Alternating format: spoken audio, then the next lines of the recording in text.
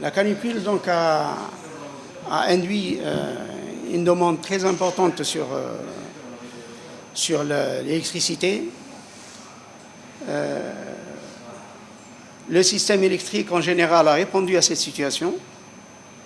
Au niveau de la production, nous n'avons pas eu de contraintes, malgré les températures qui ont perduré dans le temps par rapport aux équipements, parce que c'est des équipements qui sont calibrés pour une température, mais une température limitée. Aujourd'hui, nous sommes devant des températures qui ont duré 3, 4, 5 jours.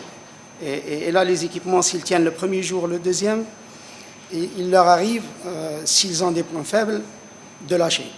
Malheureusement, plutôt, tant mieux pour la production. Au niveau de la production, nous n'avons pas eu de problème, malgré l'effet de rendement des machines. C'est-à-dire la température, elle agit sur le rendement de la machine, mais on a pu répondre à ce déficit en rendement, qui est tout à fait, je dirais, naturel du côté de la chaleur et technologique du côté de la machine. Et on a mis en place d'autres moyens de production qui étaient là en attente pour répondre à l'évolution. Donc côté production, on n'avait aucune difficulté, aucune contrainte. La contrainte était constatée, certaines contraintes ont été constatées au niveau du réseau de transport. Et là, le réseau de transport, il est exposé à son environnement, aux contraintes de son environnement, et par endroits, on a eu à enregistrer quelques contraintes, comme ça a été précisé par M. le Président directeur général de Sonelgaz. Ce qui est demandé à travers vous, si vous pouvez nous aider, pour notre clientèle, c'est surtout la contribution de nos clients à surmonter ces périodes de pointe. L'enregistrement de 3 records en l'espace de 3 jours, ça n'arrive pas tout le temps et ça n'est jamais arrivé en Algérie. C'est la première fois.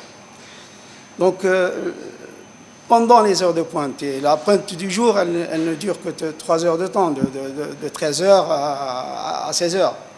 Si de 13 heures à 16 heures, nos clients se limitaient à l'utilisation uniquement de la climatisation, on aurait passé cette pointe sans contrainte. Mais le fait d'utiliser la climatisation et d'utiliser le reste des récepteurs, là, on arrive par endroits, il y a des équipements qui lâchent. Mais heureusement que les moyens ont été tous mobilisés et ont tous répondu. Et jusqu'à maintenant, nous continuons à fonctionner avec, comme ça a été précisé par la Sonelgaz, il y a 8000 agents qui sont mobilisés le jour, et plus de 850 qui sont mobilisés le soir pour intervenir et rétablir l'électricité à notre clientèle. Et Monsieur le ministre est en relation étroite avec Monsieur le Président directeur général de Sonelgaz, qui préside lui-même la cellule de crise qu'il a placée à son niveau. Comme je l'ai dit tout à l'heure, quand vous avez... il y a un plan, bien sûr, et c'est un plan qui est déjà mis en place chaque année. C'est des situations particulières, et à situation particulière, il y a une organisation particulière. Simplement, quand vous avez, madame, des coupures sur le réseau de transport, le réseau de transport touche des milliers de clients quand il y a un déclenchement sur le réseau de transport.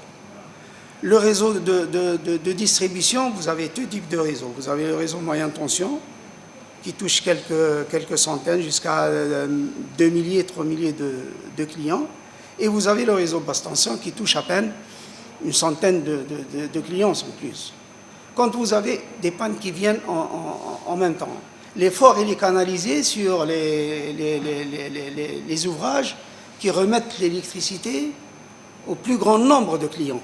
Et c'est pour ça que de temps en temps, quand vous avez des cas que les techniciens appellent des cas isolés, ils restent en dernier parce que l'effort, comme je l'ai dit, il est canalisé sur les incidents qui remettent le plus grand nombre d'abonnés en service.